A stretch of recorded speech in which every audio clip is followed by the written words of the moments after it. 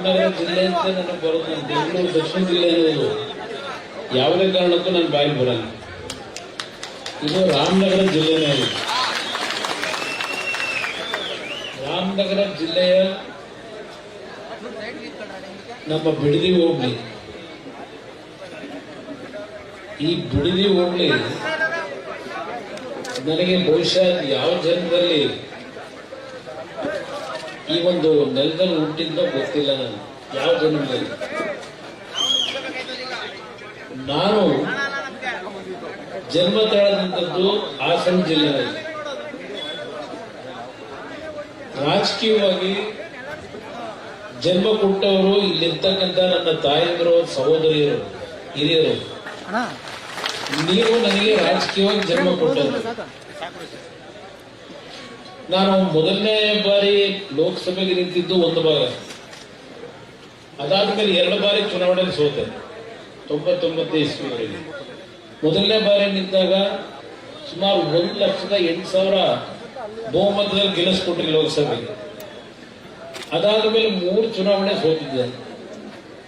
ಕೊನೆಗೆ ರಾಮನಗರದ ಒಂದು ಮದುವೆ ಹೋಗಿದ್ದಾಗ ಒಂದು ಅಜ್ಜಿ ನನ್ನ ಗದ್ದ ಸರ್ವಿ, ತಲೆ ಸರ್ವಿ, ಯಾಕಪ್ಪ ಬೇರೆ ಕಡೆ ಹೋಗ್ತೀಯ, ಈ ರಾಮನಗರ ಇದು ನಿನ್ ಮನೆ, ಇದು ಈ ಕ್ಷೇತ್ರ ಬಿಟ್ಟು ಬೇರೆ ಕಡೆ ಹೋಗ್ಬೇಡಪ್ಪ ಅಂತಕ್ಕಂಥದ್ದನ್ನು ಒಂದು ಅಜ್ಜಿ ಹೇಳಿದಂಥದ್ದು.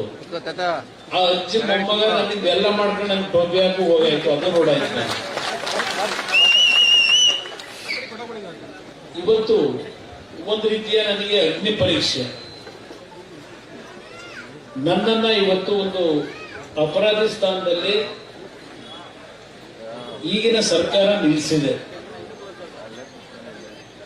ಈ ಒಂದು ಬಿಡದಿಯ ಟೌನ್ಶಿಪ್ ಕುಮಾರಸ್ವಾಮಿಯ ಕನಸಿನ ಕೂಸು ಅಂತ.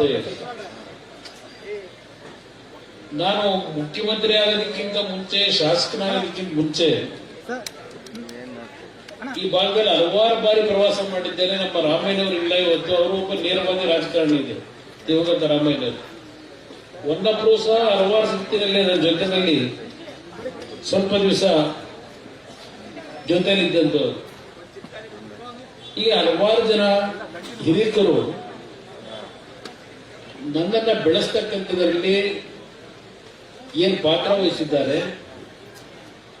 ನಾನು 2004ರಲ್ಲಿ ಚುನಾವಣೆ ನಿಂತಾಗ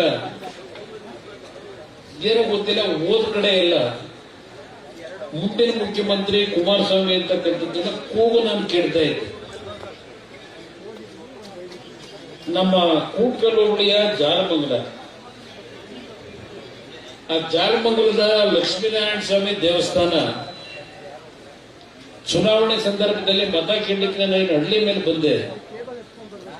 ಆ ಜಾಲಮಂಗಲದಲ್ಲೂ ಜನ ಕೂಗಿದ್ರು.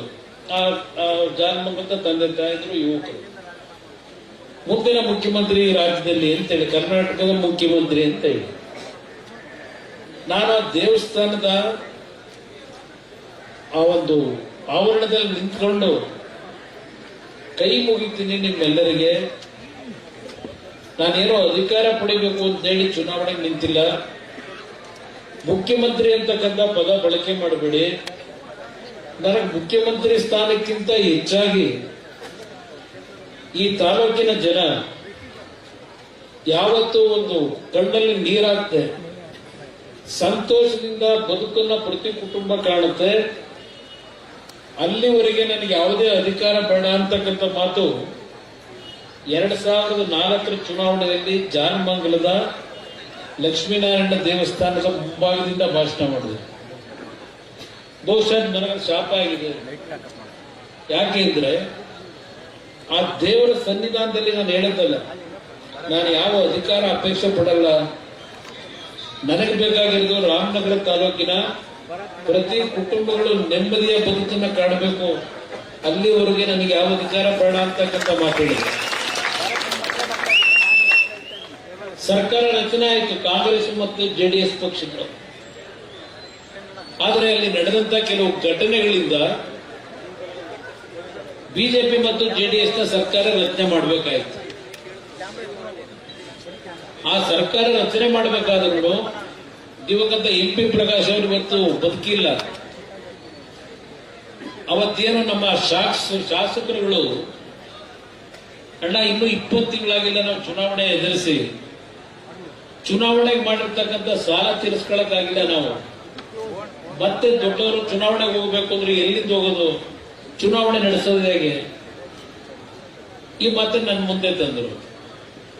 ಬಿಜೆಪಿ ಪಕ್ಷದಲ್ಲಿದ್ದಂಥವರು ಸಹ ಅಯ್ಯೋ ಈ ಚುನಾವಣೆಗೆ ಹೋದ್ರೆ ನಮ್ಗೆಲ್ಲರಿಗೂ ಸಮಸ್ಯೆ ಆಗ್ತದೆ, ತಾತ್ಕಾಲಿಕವಾಗಿ ಒಂದು ಸರ್ಕಾರ ಮಾಡಿಸಿ, ನಾವೆಲ್ಲ ಜನತಾ ಪರಿವಾರದವರು ಮುಂದೆ ನಿಮ್ ಜೊತೆ ಬಂದು ಸೇರ್ಕೊಂಡ್ಬಿಡ್ತೀವಿ ಅಂತ ಹೇಳಿದ್ರು. ನಾನು MP ಪ್ರಕಾಶ್ ಅವರಿಗೆ ನೀವು ಮುಖ್ಯಮಂತ್ರಿ ಆಗ್ತಕ್ಕಂಥದ್ದಕ್ಕೆ ತೀರ್ಮಾನ ತಗೊಳ್ಳಿ, ನನಗೇನು ಅಧಿಕಾರಕ್ಕೆ ಬರಬೇಕು ಅಂತಕ್ಕಂಥ ಆಸೆನೂ ಇಟ್ಟಿಲ್ಲ, ನನ್ನ ಪಕ್ಷ ಬೆಳೆಸಬೇಕು, ದಯವಿಟ್ಟು ಆ ಸ್ಥಾನ ಸ್ವೀಕಾರ ಮಾಡಿ ಎಂದೆ. ಆಗ MP ಪ್ರಕಾಶ್ ಅವರು ಹೇಳಿದ್ರು, ನೋಡಿ ಈಗ MLAಗಳು ಎಲ್ಲ ನಿಮ್ ಪರವಾಗಿದ್ದಾರೆ, ನಾವು ದೇವೇಗೌಡರ ಜೊತೆನಲ್ಲಿ ಇರ್ತೀವಿ, ದಯವಿಟ್ಟು ನನ್ನ ಮೇಲೆ ಒತ್ತಡ ಹಾಕಬೇಡಿ ಅಂತ ಹೇಳಿದಂಥದ್ದು. ಬಹುಶಃ ಅವರ ಭಕ್ತಿ ಇನ್ನೂ ಬದುಕಿದ್ದಾರೆ, ಅವ್ರ ಮನೆಯಲ್ಲಿ ನಡೆದಂತ ಘಟನೆ. ನಮ್ಮ ಶಾಸಕರುಗಳ ಒತ್ತಡ, ಬಿಜೆಪಿ ನಾಯಕರ ಒತ್ತಡ, ಅಂತಿಮವಾಗಿ ನಾನಾಗ ಮುಖ್ಯಮಂತ್ರಿ ಆದೆ. ಅದಕ್ಕೆ ಕಾರಣ ಈ ತಾಲೂಕಿನ ಜನತೆ ನನ್ನ ದೇವರ ಸಮಾನ ಅಂತಕ್ಕಂಥದ್ದು ಇವತ್ತು ನನ್ನ ಹೃದಯದಲ್ಲಿ ಇಟ್ಟುಕೊಂಡಿದ್ದೇನೆ. ಯಾಕೆ ನಾನು ಸಂಪೂರ್ಣವಾಗಿ 5 ಅವಧಿಯ ಸರ್ಕಾರಗಳನ್ನು ನಡೆಸಲಿಕ್ಕಾಗಲಿಲ್ಲ. ಆ ಲಕ್ಷ್ಮೀನಾರಾಯಣ ಸ್ವಾಮಿ ದೇವಸ್ಥಾನ ಮುಂದೆ ಹೇಳಿದ್ದಲ್ಲ, ಆ ದೇವರು ನನಗೆ ಸಂಪೂರ್ಣವಾದಂತ ಆಶೀರ್ವಾದ ಕೊಟ್ಟಿರಲಿಲ್ಲ. ಬಹುಶಃ ನಮ್ಮ ಸುಭಾಶಾಸ್ತ್ರಿ ಅವರು, ನಮ್ಮ ಅಡ್ವೊಕೇಟ್ ಸಾಹೇಬರು ಪಾಪ ಪಕ್ಷದ ನಿಷ್ಠಾವಂತ ಕಾರ್ಯಕರ್ತರು, ಅಲ್ಲಿ ಅವತ್ತು ಅವರು ಸಹ ನನ್ನ ಜೊತೆಲಿ ಇದ್ದಂಥದ್ದನ್ನು ಸ್ಮರಿಸ್ಕೊತೀನಿ. ಬಹಳ ಜನ ಇದ್ರೆ ಅವತ್ತು ಆ ಜಾಗಮಂಗಲದಲ್ಲಿ ಇದ್ದಂಥವ್ರು. ಯಾಕಿದನ್ನು ಹೇಳ್ತಾ ಇದ್ದೇನೆ ಅಂದ್ರೆ, ನಾನು ಮುಖ್ಯಮಂತ್ರಿ ಆದ ಮೇಲೆ ಬೆಂಗಳೂರು ನಗರದ ಸಮಸ್ಯೆಗಳೇನಿತ್ತು, ನನಗೆ ಅಧಿಕಾರಿಗಳು ಯಾವ ರೀತಿ ಅಧಿಕಾರ ನಡೆಸಬೇಕು ಅಂತ ಹೇಳ್ಕೊಟ್ಟವರಲ್ಲ. ನಾನು ಕಲ್ತಿದ್ದು ಅಧಿಕಾರ ಇದ್ದೇನೆ, ಮೊದಲನೇ ಬಾರಿ MLA, ಮೊದಲನೇ ಬಾರಿ ಮುಖ್ಯಮಂತ್ರಿ ಆಗಿದ್ದೀನಿ, ಆಡಳಿತ ನಡೆಸಬೇಕಲ್ಲ.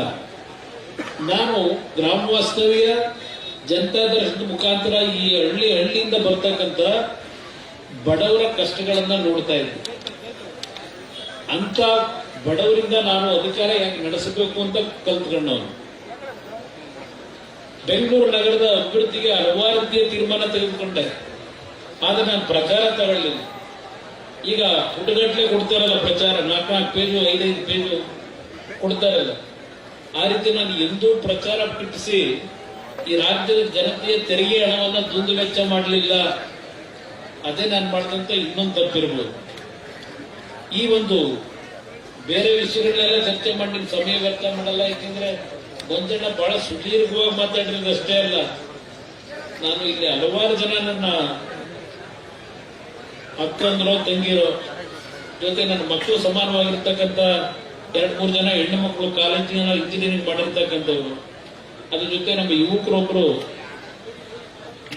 ಯೋಗಿ ಅದ್ಭುತವಾಗಿ ಮಾತನಾಡೋದು.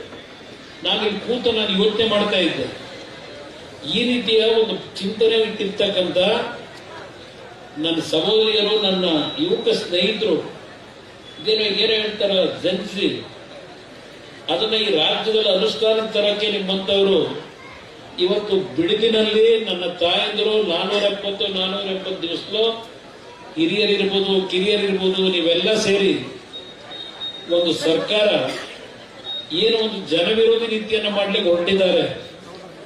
ರೈತರ ಒಂದು ಕುಟುಂಬಗಳಲ್ಲಿ ಆತಂಕದ ವಾತಾವರಣ ಸೃಷ್ಟಿ ಮಾಡಿದ್ದಾರೆ. ಇಲ್ಲಿಂದ ಒಂದು ಸಂದೇಶ, ಆ ರೀತಿಯ ಒಂದು ಭಾವನೆಗಳನ್ನ ನಿಮ್ಮ ಹೃದಯದಲ್ಲಿ ಇಟ್ಕೊಂಡಂತವ್ರು, ಆ ಜ್ಞಾನ ಬೆಳೆಸ್ಕೊಂಡಿರ್ತಕ್ಕಂಥ ನಮ್ಮ ಯುವಕರು ಈ ಒಂದು ಹೋರಾಟದಿಂದ ಇಡೀ ರಾಜ್ಯಕ್ಕೆ ಒಂದು ಸಂದೇಶ ಕಲ್ಪಿಸಿದರೆ, ಬಹುಶಃ ನಿನ್ನೆ ದಿನ ನಾನು ಮಂಡ್ಯದ ಮದ್ದೂರು ತಾಲೂಕಿನಲ್ಲಿರ್ತಕ್ಕಂಥ ನವೋದಯ ವಿದ್ಯಾಲಯಕ್ಕೆ ಹೋಗಿದ್ದೆ. ಇದು ನೀನು ಇದ್ದಲ್ಲಪ್ಪ, ನಿನ್ನೆ ಬಂದಿದ್ದಾರೆ ಮಕ್ಕಳು ಕರ್ಕೊಂಡು ದೇವಸ್ಥಾನಕ್ಕೆ ಹೋಗ್ತಾ ಇದ್ದೀನಿ, ನೋಡಿ ಬಂದೆ ಅಣ್ಣ ಅಂತ. ಅಲ್ಲಿ ಒಬ್ಬ ಯುವಕ ಅವನು 8ನೇ ತರಗತಿನೋ 9ನೇ ತರಗತಿ ವಿದ್ಯಾರ್ಥಿ ನನ್ನ ಹತ್ರ ಬಂದು ಕೇಳ್ತಾನೆ, ಅಣ್ಣ ಇಲ್ಲಿ ಈ ರಾಜ್ಯದಲ್ಲಿ ಭ್ರಷ್ಟಾಚಾರಗಳು ಇದೆಲ್ಲ ನಡೀತಾ ಇದೆಯಲ್ಲ, ಇದನ್ನ ನಿಲ್ಲಿಸ್ಲಿಕ್ಕೆ ಆಗಲ್ವಾ ಅಂತ ಕೇಳ್ತಾನೆ. ಉತ್ತರ ಏನ್ ಕೊಡೋದು? ಒಬ್ಬ ಯುವಕ 8 ವರ್ಷ 8ನೇ ತರಗತಿ ಓದ್ತಕ್ಕಂಥ ಯುವಕ ನಾನು ಪ್ರಶ್ನೆ ಮಾಡ್ತೀನಿ, ಇದೆಲ್ಲ ಯಾತಿಗೆ ನಾನು ಹೇಳ್ತಾ ಇದ್ದೇನೆ? ನನ್ನನ್ನ ಬೆಳೆಸಿರ್ತಕ್ಕಂಥ ಪುಣ್ಯಾತ್ಮ ತಂದೆ ತಾಯಂದ್ರು ನೀವುಗಳು ನಾನು ಯಾವುದೇ ಕಾರಣಕ್ಕೂ ನಾನು ಒಳ್ಳೇದಾಗೋದಿಲ್ಲ ಸುಳ್ಳು ಹೇಳ್ತಾ ಇದ್ರೆ, ನಾನೀಗ 5ನೇ ಬಾರಿ ನನ್ನ ಜೀವನದಲ್ಲಿ ದೇವರಿಂದ ಜೀವದಾನ ಪಡೆದು ಬಂದಿರ್ತಾನು ಇಲ್ಲಿ ಕೂತಿದ್ದೇನೆ ನಿಮ್ಮ ಮುಂದೆ.